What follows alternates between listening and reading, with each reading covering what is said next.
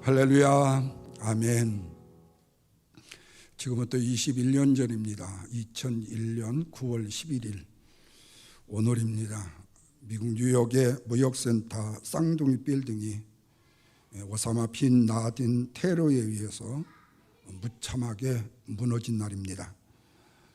끔찍스러운 참사 앞에 전 세계는 경악을 금치를 못했습니다. 실종자를 포함해서 4,000명이 넘었고 시신만 발견된 사람이 2,751명이었다고 통계를 보았습니다. 세상은 깜짝 놀랐지만 미국이 이런 어려움과 고통을 당했을 때에 사람들은 염려했습니다.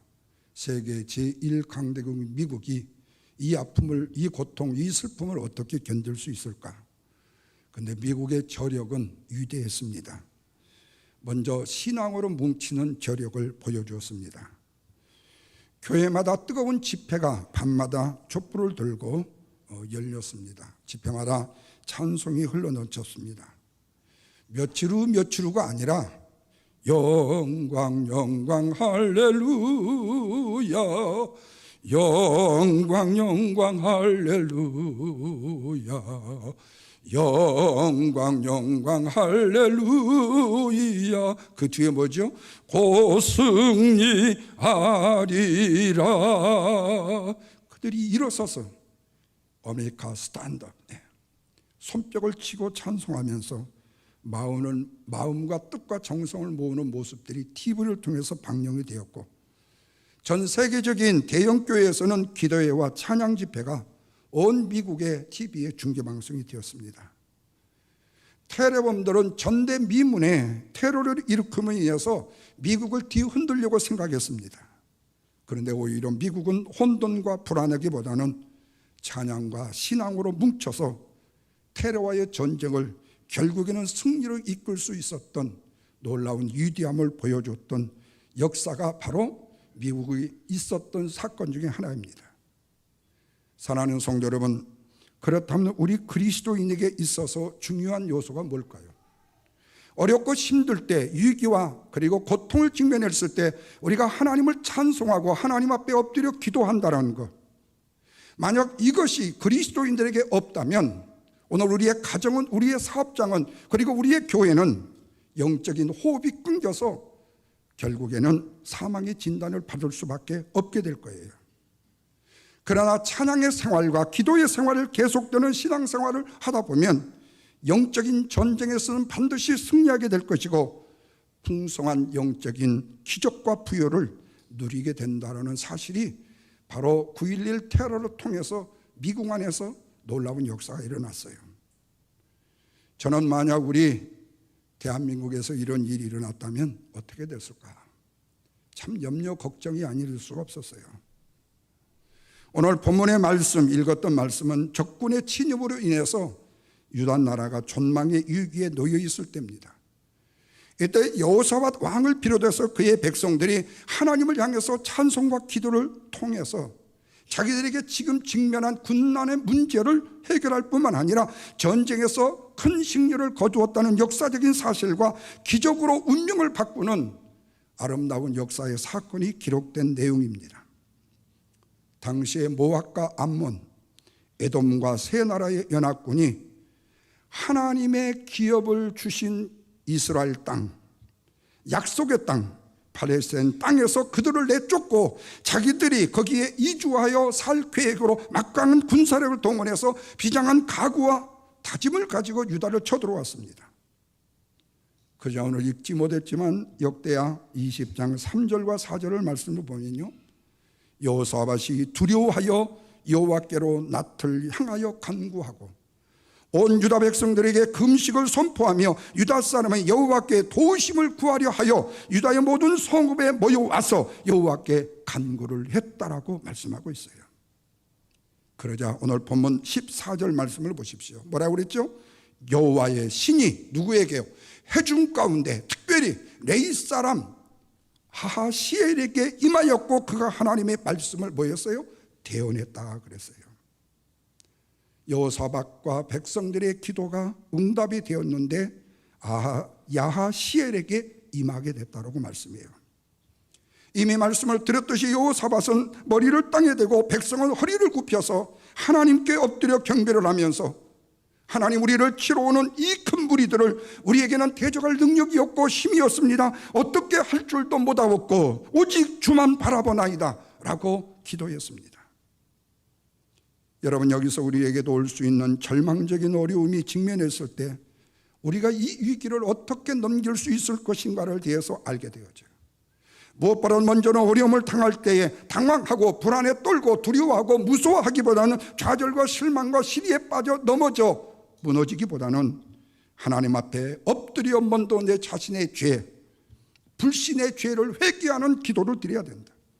국가적인 위기는 물론이고 교회적으로 가정적으로 위기가 닥쳤을 때 하나님을 바라볼 수 있는 믿음을 가지고 흩어지지 아니하고 오히려 하나가 되어야 된다는 말씀입니다.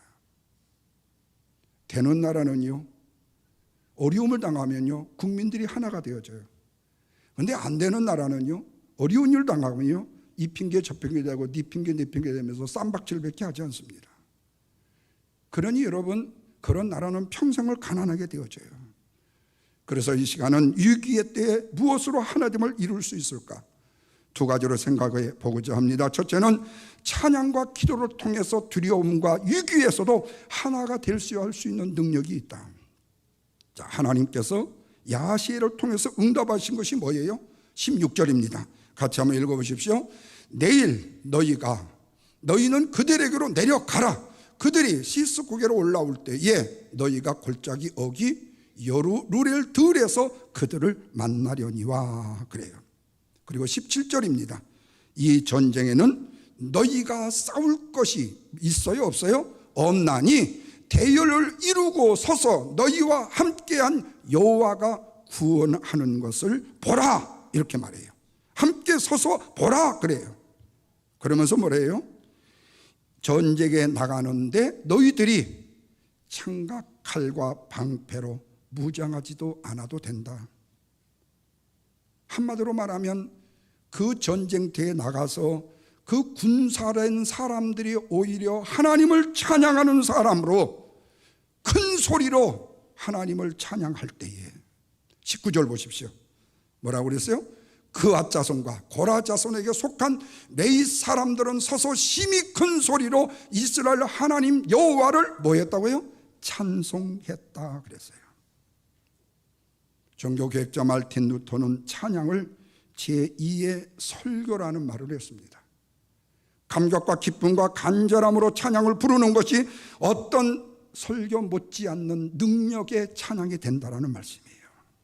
뿐만 아니라 진심으로 고백하는 찬양을 통해서 영적인 힘과 성령의 역사하심과 은혜의 문이 열리는 역사가 일어나게 된다.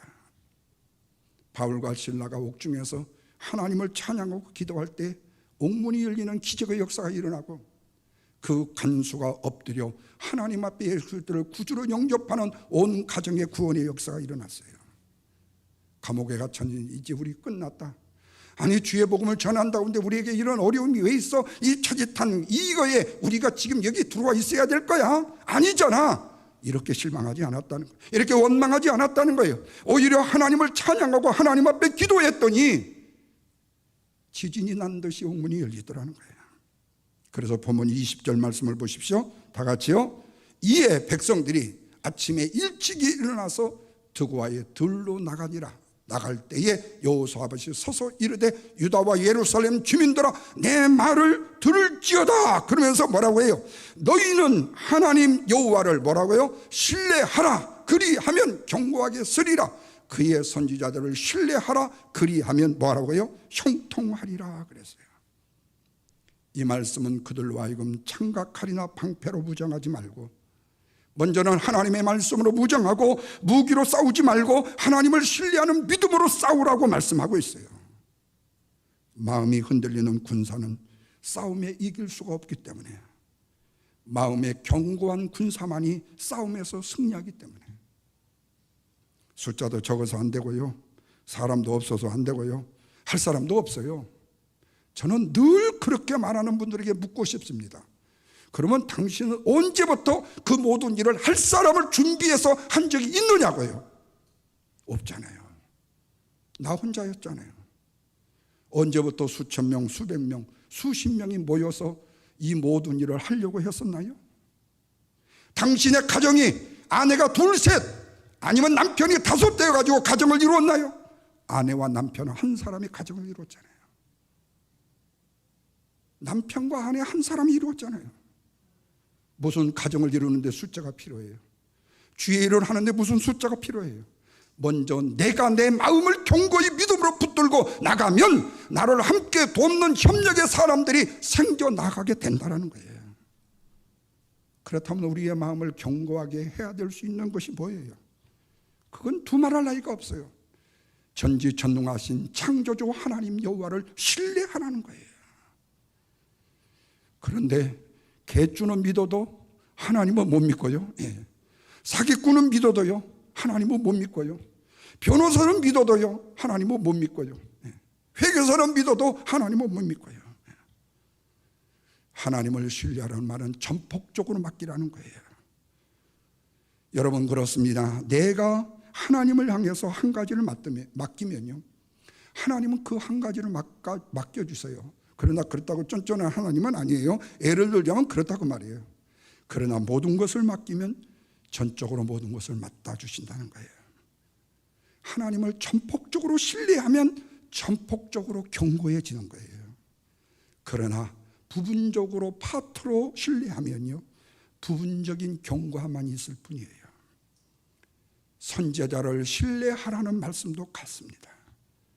야시엘이 전하는 하나님의 말씀을 신뢰하며 순종하라. 야시엘이 얼마나 위대하고 얼마나 잘생겼고 얼마나 호대가 컸고 유명했는지는 모르겠어요. 근데 야시엘, 하나님이 세운 선지자의 말을 신뢰하라, 순종하라. 그리하면 뭐하리라고요? 형통하리라고 말씀해요.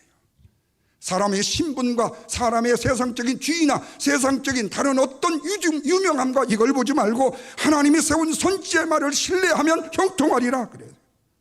건성건성으로 말 듣고 에이 뭐 그걸 뭘 그렇게 돼요 라고 하지 말라. 요사박과 유다 민족의 무기는요, 하나님을 신뢰하는 믿음의 기도와 찬송에 있었다는 겁니다. 그래서 우리가 찬양을 드릴 때 확신을 가지고 찬양을 불러야 되죠. 목사가 설교를 한 틈 한 틈을 준비하듯이 간절한 마음으로 찬양을 부르는 사람은요, 성가대로 부르든 찬양팀으로 부르든 중창대로 부르든 하나님 앞에 찬양은 진심으로 드려야 된다. 잘 부르고 못 부르고 박자가 맞고 못 맞고가 중요한 것이 아니다. 저는 TV조선의 트루트 말고 뭐라고 그래요? 국가가 부른다 뭐 그 프로를요 열심히 봤습니다. 예. 거기에 우리 집사람이 좋아하는 통기타 가수 박창근이라는 사람이 있어가지고요, 그 사람 노래만 들으면 우리 집사람이 은혜를 너무 받아, 내 말보다도 은혜를 더 받았더라고요. 예. 근데 이제는 하도 들으니까 지금은 별로 없는 것 같아요. 예. 그런데 저도요, 그 친구가 이걸 노래를 부르면요 뭔가 내가 딱 터들어요. 왜? 감성을 돋구는 노래예요. 예. 근데 여러분, 이것이 우리에게 순간에 즐거움이 되고 기쁨이 될 수 있을지 몰라요. 그런데 계속 들으면요 별로예요. 그런데 우리가 하나님의 말씀을 듣고, 아니면 말씀을 듣기 전에 한 절의 찬양을 불러도요, 찬송을 불러도요, 감성의 노래가 하늘의 문을 두드리고 그리고 진정한 찬양에 되는 하나님의 능력이 되지는 못한다는 거예요. 찬송은 그러나 영으로 부르기 때문에 능력이 된다는 거예요. 가브리엘 천사의 수태고지로 드는 마리아가 그리했듯이 영원적으로 영적으로 부르는 찬송은요 주님이 들으셔요. 그래서 21절 보십시오. 백성과 더불어 의논하고 노래하는 자들을 택하여 거룩한 예복을 입히고 군대 앞에서 행진하여 여호와를 찬송하여 이르기를 여호와께 감사하였어요. 그의 인자하심이 영원하도다 하게 하였더니, 이렇게 말하죠. 예.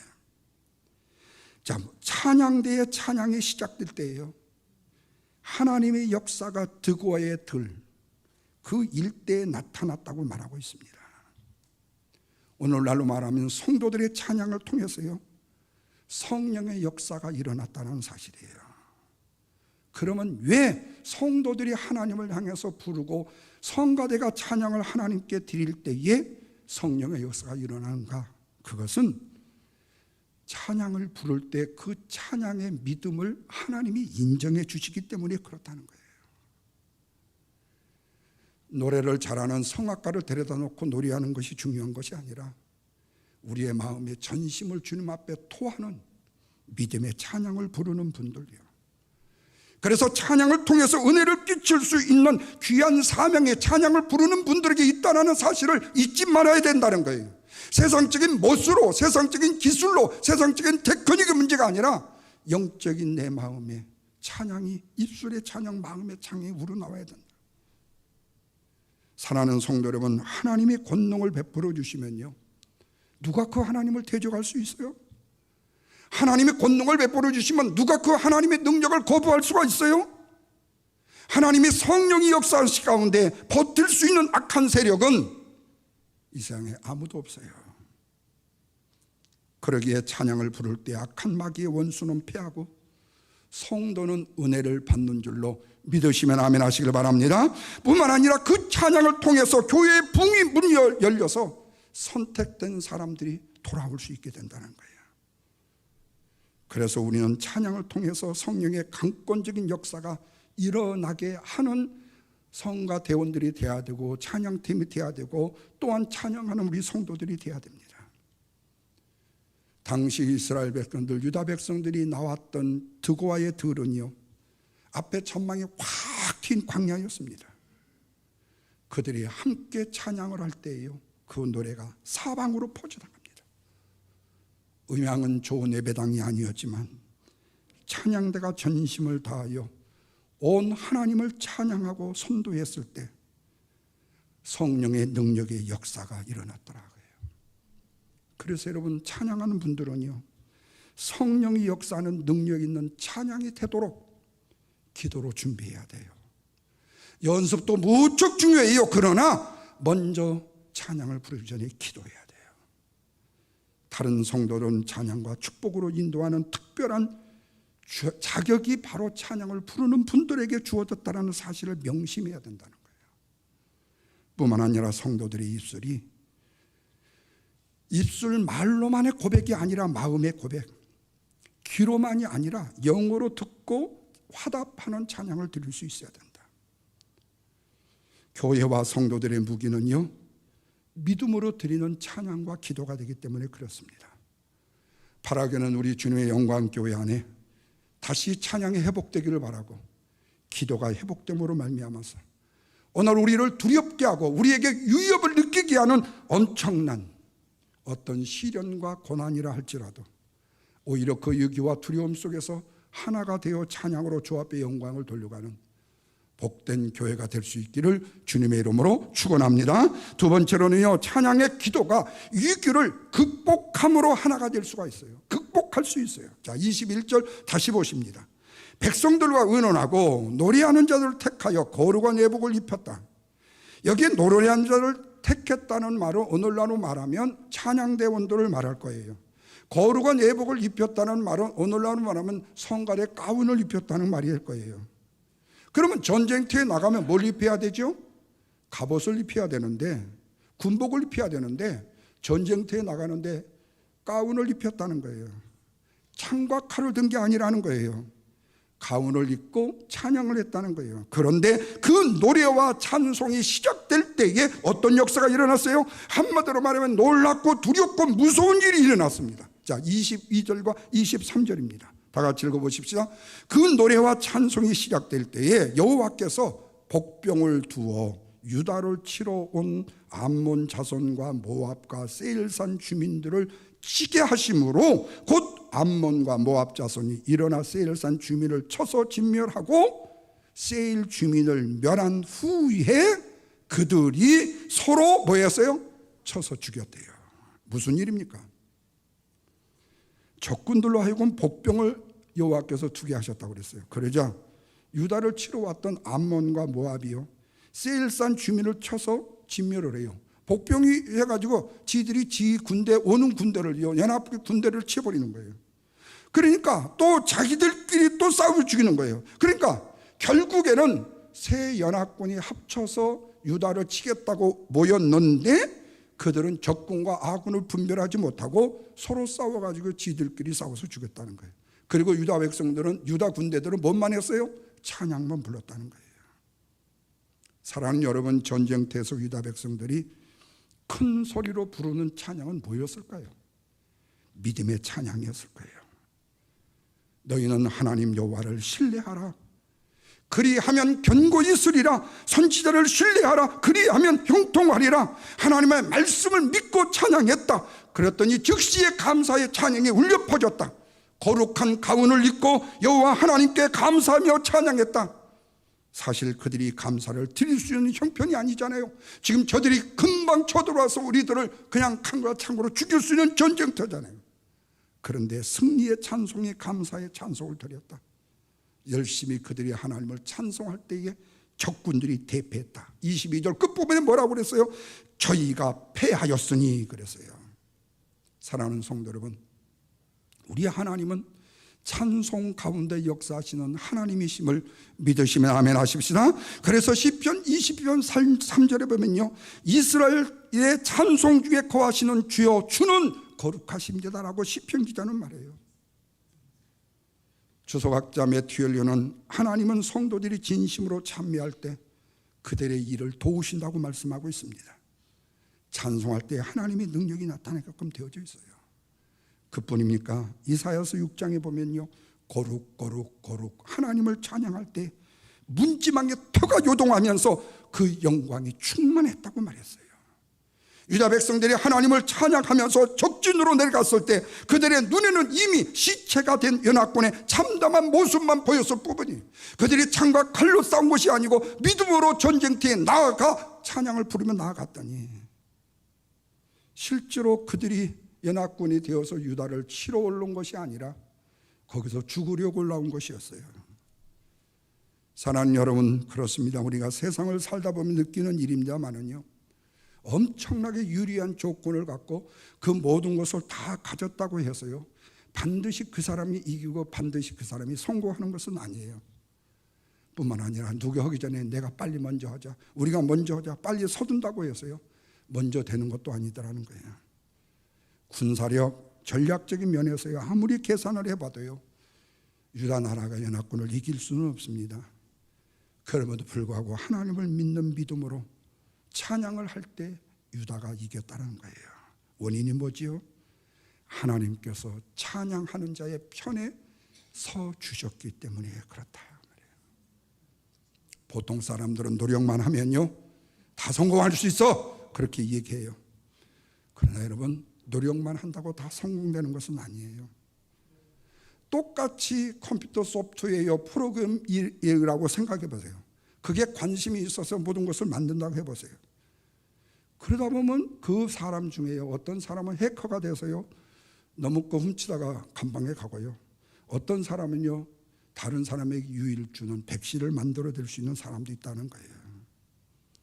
그러기에 차타가 공인하는 성공된 사람이 되기 위해서는요 방법과 결과가 모두 선해야 된다. 하나님의 도우심이 거기에 필요한 것이다. 하나님의 인도하심과 우리의 선한 노력이 더해질 때에 유다를 에워쌌던 연합군이 서로 쳐 죽고 한 사람도 피하는 자가 없었듯이 우리 앞에 놓여져 있는 수많은 문제들이 찬양을 통해서 순식간에 녹아버린다는 거예요. 그러므로 겸손히 하나님의 도우심을 구하고 어려워도 찬양하면서 최선을 다하면 하나님은 반드시 저와 여러분의 삶에도 승리를 주신다는 사실을 기억하시기를 바랍니다. 다윗은 이 진리를 이치기 목동일 때 깨달았습니다. 그는 양치기 목동일 때 하나님을 찬양하는 그 노래를 광야에서요 수없이 불러댔어요. 그리고 오는 사자와 그리고 이리들을요 과감하게 맨손으로 물리칠 수가 있었어요. 그래서 그는 역대상 25장 7절에서 성전에서 악기를 연주하며 노래하는 4,000명을 구별해서요 성가대원을 세웠다고 그랬어요.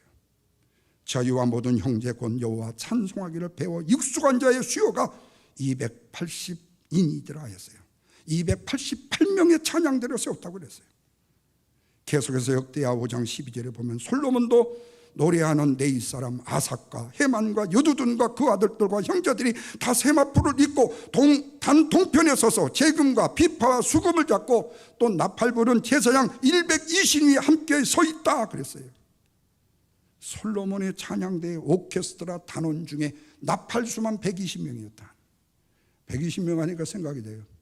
제가 몇 년 전에 한국의 한신교회로 간 적이 있었잖아요.